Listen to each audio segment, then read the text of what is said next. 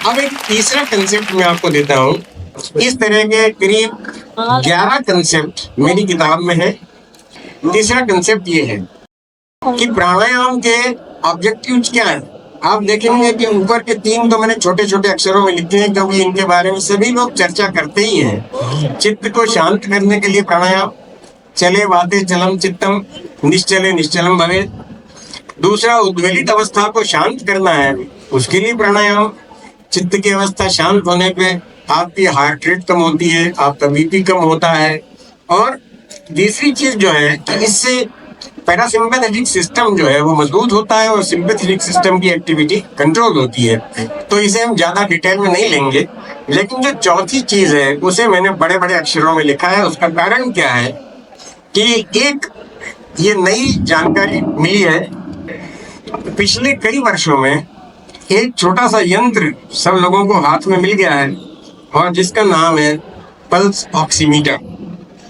आप इससे भली भांति परिचित हो गए होंगे, क्योंकि कोरोना में सबसे काम का यही था। कोरोना में ये हो रहा था कि जिसकी ऑक्सीजन घटे उसे तो भाई अस्पताल पहुंचाओ। लेकिन मैं आपको ये बात बता दूं कि ऑक्सीजन का कम होना हमेशा खतरनाक नहीं है। अगर थोड़े समय के लिए ऑक्सीजन की कमी की जाए तो वो शरीर के लिए बहुत ही लाभदायक है। बल्कि सही बात तो ये है कि कम ऑक्सीजन में बहुत सारी बीमारियां अपने आप ठीक होने लगती हैं। इसीलिए तो पुराने जमाने में जिसका स्वास्थ्य खराब होता था उसे ऊंचे पहाड़ पे भेजते थे, हिल स्टेशन में भेजते थे। इसीलिए तो जो टीबी के सैनिटोरियम होते थे वो पहाड़ पे बनाए जाते थे। पहाड़ की हवा ज्यादा स्वास्थ्यप्रद होती है। तो थोड़े समय के लिए ऑक्सीजन को कम करना ये प्राणायाम का एक महत्वपूर्ण उद्देश्य है। मैं ये नहीं कह रहा हूँ कि यही प्राथमिक उद्देश्य है, लेकिन अगर आप इतनी देर को सांस रोक सकें कि जिससे ऑक्सीजन की कमी पैदा हो जाए, तो उसको पता कैसे करें? मुझे कैसे पता चलता है? उंगली में इसको लगाओ, इसको देखो, इसकी रीडिंग देखो। नॉर्मल आदमी की ऑक्सीजन 98% होती है। अगर थोड़ी देर मैंने बोल लिया, ज्यादा बोल लिया, थोड़ी देर को सांस रोकी तो 97-96 तक भी हो सकती है। लेकिन अगर हम सांस रोक करके इसे कम करना चाहें तो अगर किसी को कहेंगे भाई सांस रोको, तो वो क्या करेगा? सांस अंदर भर लेगा, खूब पूरा खूब कर लेगा और फिर रोक के दिखा देगा कि देखो जी मैंने 2 मिनट रोक दिया या 3 मिनट रोक दिया। लेकिन उससे ये कहो कि भाई सांस को पूरी बाहर निकालो, जिसे हम कहते हैं बाह्य कुंभक। और बाह्य कुंभक करने के बाद भी देखिए मेरी तरफ, बाहर निकाल दी सांस, फिर भी मैं बोल पा रहा हूं। तो ये इतनी हवा अंदर बची हुई थी, तभी तो ये वाक्य बोला। लेकिन अगर आप इसको ऐसे छोड़ेंगे, देखिए सांस अंदर लीजिए, बाहर छोड़ें और फिर ये जितनी देर की आवाज निकली उतनी हवा मेरे अंदर थी। और जब पूरी की आवाज भी बंद हो गई उसे हम कहते हैं निश्शेष रेचक। निश्शेष मतलब कुछ भी शेष नहीं रहना चाहिए। और जब हमने निश्शेष रेचक का अध्ययन किया पल्स ऑक्सीमीटर से, तो हमें यह समझ में आया कि निश्शेष रेचक के बाद आपकी ऑक्सीजन वास्तव में कम हो जाती है। और इसमें मेरा आपको वीडियो मिलेगा यूट्यूब पर, उसमें आप सिंपली यूट्यूब पे जाकर सर्च कर सकते हैं, doctor Marshall shows hypoxia by breath holding. उसमें आपको मिलेगा किस तरह से हम सांस को बाहर छोड़ के रोकते हैं तो पल्स ऑक्सीमीटर दिखाता है ऑक्सीजन कम करते हुए 80 तक। तो संक्षिप्त हाइपोक्सिया के इतने फायदे हैं। एक तो इरिथ्रोपोइटिन नाम का केमिकल है वो बढ़ जाता है, जिससे हीमोग्लोबिन बढ़ेगा। जिसकी किडनी खराब होती है उसमें इरिथ्रोपोइटिन भी नहीं बनता। डॉक्टर उसे अक्सर इरिथ्रोपोइटिन के इंजेक्शन प्रिस्क्राइब करते हैं। लेकिन हम आपको ये बता दे रहे हैं, अगर किडनी पेशेंट को निश्शेष रेचक भी करवाने लगे हैं तो उसमें इरिथ्रोपोइटिन भी बनेगा, उसे इरिथ्रोपोइटिन के इंजेक्शन भी नहीं देने पड़ेंगे। दूसरी चीज, वास्कुलर एंडोथेलियल ग्रोथ फैक्टर बनता है। इससे क्या होगा, जिस तरह देखते हैं आप पेड़ अपनी जड़ें धीरे धीरे धीरे सब तरफ फैलाता है, इस तरह से शरीर में क्षमता है कि वो कोरोनरी आर्टरी जहाँ पे ब्लॉक है उस ब्लॉक के आसपास भी नई ब्लड वेसल्स बना सकता है, उसको हम कोरोनरी कोलेटरल्स कहते हैं। तो वास्कुलर एंडोथेलियल ग्रोथ फैक्टर बनने से हर जगह जहां रुकावट है वहां कोलेटरल चैनल बनेगी। हार्ट में रुकावट है, हार्ट में बनेगी। ब्रेन में रुकावट है, ब्रेन में बनेगी। हमारे जो कार्डियोलॉजिस्ट होते हैं वो एंजियोग्राफी एंजियोप्लास्टी करते हैं, लेकिन वो हार्ट की ही नसों को तो खोल पाते हैं, ब्रेन की नसों को तो नहीं खोल पाते। कोलेस्ट्रॉल तो ब्रेन की नसों में भी जम रहा है, लेकिन निःशेष रेचक प्राणायाम से अगर आप ऑक्सीजन की कमी पैदा करेंगे, रोज इसको उंगली में लगाओ, सांस को बाहर छोड़ो ऐसे आखिर तक और रोको, और रोज उसकी अवधि को बढ़ाते जाओ धीरे धीरे धीरे। जब आपकी ऑक्सीजन कम होने की स्टेज आ जाए फिर समझना कि मेरे अंदर सब जगह नई नसें बनने लगी हैं।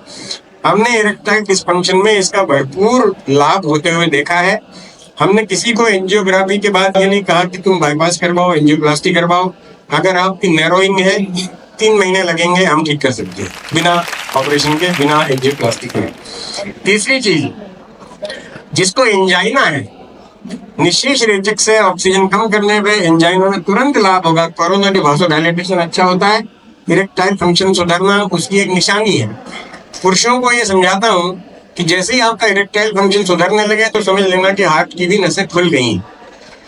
चौथी चीज, स्टेम सेल मूवमेंट। कहीं में भी रिपेयर होना है शरीर में तो स्टेम सेल वो सेल्स हैं जो रिपेयर का काम करते हैं, और ये बेचारे ऑक्सीजन को सहन नहीं कर पाते।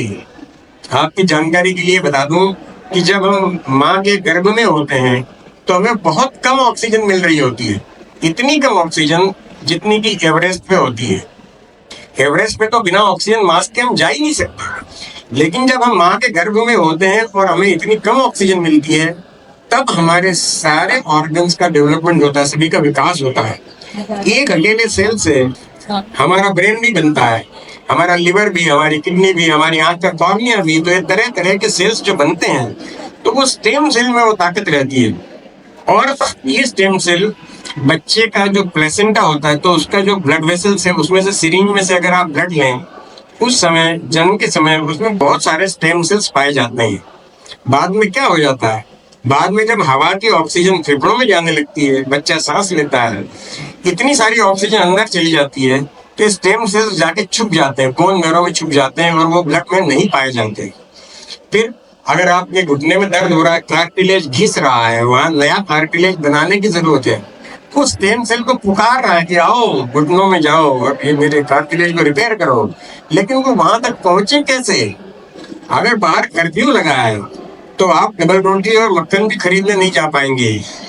अगर बाहर कर्फ्यू लगा है और उसमें अगर 15 मिनट की छूट मिल जाती है तो हमारे सारे लोग जाके अपने आवश्यक सामान खरीद के ले आते हैं। इसी तरह से समझें कि जो ब्लड में ऑक्सीजन है वो बहुत ज्यादा ऑक्सीजन है, ऑलरेडी 98% सैचुरेशन है भाई, और उतनी ऑक्सीजन में स्टेम सेल्स जीवित नहीं रह पाते। इसीलिए पहाड़ पे जाने का फायदा, इसीलिए निःशेष रेचक का फायदा कि अगर आप 10-15 मिनट के लिए भी ऑक्सीजन को कम कर सके तो वो स्टेम सेल्स बोन मैरो से निकल के जहां उनकी जरूरत है वहां वो पहुंच जाएंगे। घुटने में जरूरत है घुटने में पहुंचेंगे, हार्ट में जरूरत है हार्ट में पहुंचेंगे, और वो किसी भी टिश्यू में परिवर्तित होने में सक्षम है। ज्यादा ऑक्सीजन में वो ट्रेवल नहीं कर पाते हैं, तो ऑक्सीजन कम करने का सबसे बड़ा फायदा ये है स्टेम सेल मूवमेंट। इस थेरापी को यूएसएसआर में शुरू किया गया था, जिसको हम कहेंगे हाइपोक्सिया थेरापी। उन्होंने बड़ी बड़ी मशीनें बनाई हुई हैं, हाइपोक्सिकेटर उसको कहते हैं, और अब अमेरिका में भी मान्यता है। लेकिन योगियों को ऑक्सीजन का भी नहीं पता था, योगियों को हाइपोक्सिया का भी नहीं पता था, लेकिन ये विधि 3000 साल पहले योगियों ने खोज निकाली। अब ये अमेरिकन जर्नल्स में छपा हुआ, ऊपर देखिए, American journal of physiology, therapeutic potential of intermittent hypoxia. अब वो खोज कर रहे हैं कि कितने मिनट का हाइपोक्सिया होना चाहिए। ये भी आपको दिखा दे रहा हूँ, फ्रंटियर्स नाम का न्यूरोसाइंस का जर्नल है, उसमें भी आ रहा है intermittent hypoxic training as an effective tool for increasing the adaptive potential, endurance and working capacity of the brain। इनका कहना है कि जिसको बुढ़ापे में याददाश्त कम होती जा रही है वो भी थोड़ी देर के लिए अगर हाइपोक्सिया करेगा उसके ब्रेन का सर्कुलेशन सुधरेगा, याददाश्त सुधरेगी। इसी श्रृंखला में एक ये इस नाचीज का भी पेपर है जो आयु जर्नल होती है, आयुर्वेद की जर्नल है, जामनगर से छपती है। इसमें मैंने ये कई साल पहले आर्टिकल लिखा था, nishesh rechak pranayama offers benefits through brief intermittent hypoxia. यानी निशेष रेचक से लाभ इसलिए होते हैं कि शरीर में थोड़ी सी देर के लिए ही सही ऑक्सीजन की कमी पैदा करता है। तो मैंने शुरू में ही आपको बताया कि हाइपोक्सिया का जो डेंजर आपके सामने था कोरोना की वजह से, वो इतना डेंजरस नहीं है। आप रोज खुद थोड़ा थोड़ा हाइपोक्सिया करके इसका लाभ उठा सकते हैं।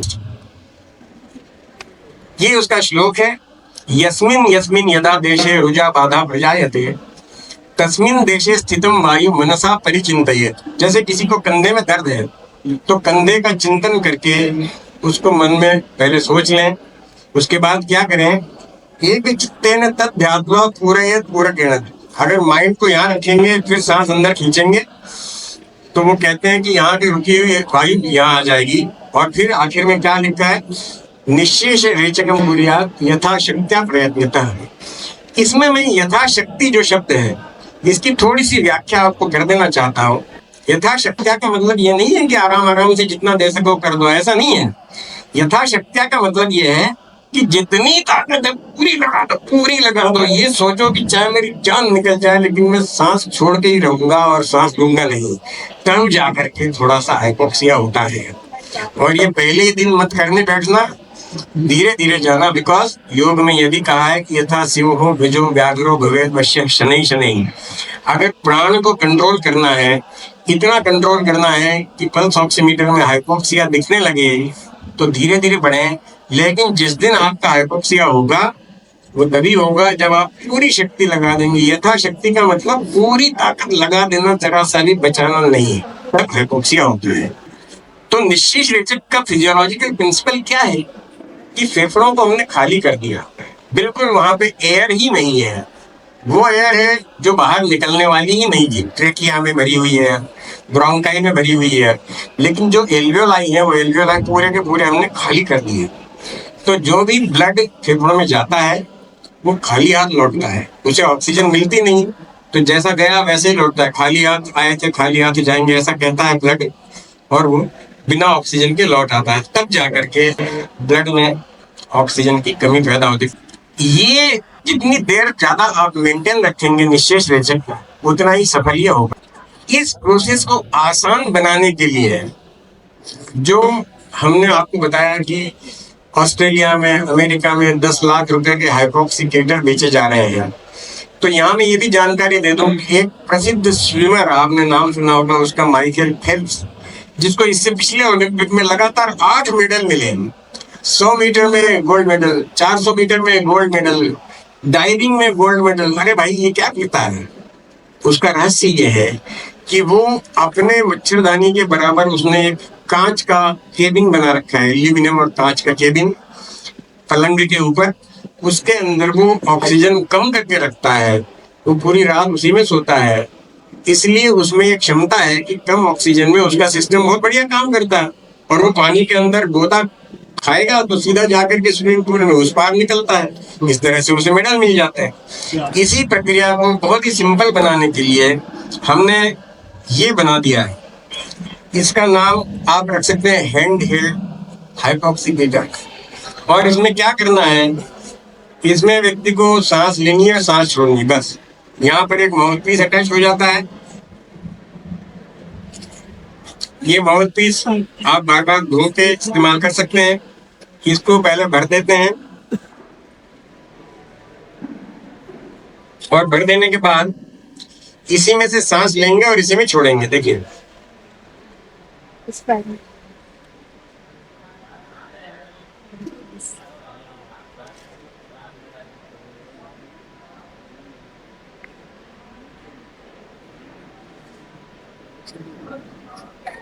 आपको कोई घुटन नहीं होती है, कोई घबराहट नहीं होती, क्योंकि इसके बीच में ये सबसे बड़ा जादू, ये कार्बन डाइऑक्साइड एब्जॉर्बर इसमें लगाया हुआ है। एनेस्थेटिस्ट लोगों को पता होता है ये कार्बन डाइऑक्साइड एब्जॉर्ब करे soda line. Calcium oxide granules हैं, 56 ग्राम ग्रेन्यूल्स इसमें भर देंगे। जब वो भरपूर कार्बन डाइऑक्साइड सोख लेता है तो वो 100 ग्राम हो जाता है। इसका रंग भी बदल जाता है। जो व्हाइट दिख रहा है ये अल्फा ब्लू दिखने लगेगा, तब इसको बदल देना है। इसको लगे लगे आप सांस अंदर बाहर करें। तभी मैंने 3-4 बार सांस ली थी। करीब 22 बार सांस लेने पे ये पल्स ऑक्सीमीटर ऑक्सीजन की कमी दिखा देता है। 84 तक हम बड़े आराम से ले आते हैं, और अगर थोड़ी देर और रुक गए तो 70 तक भी ला सकते हैं।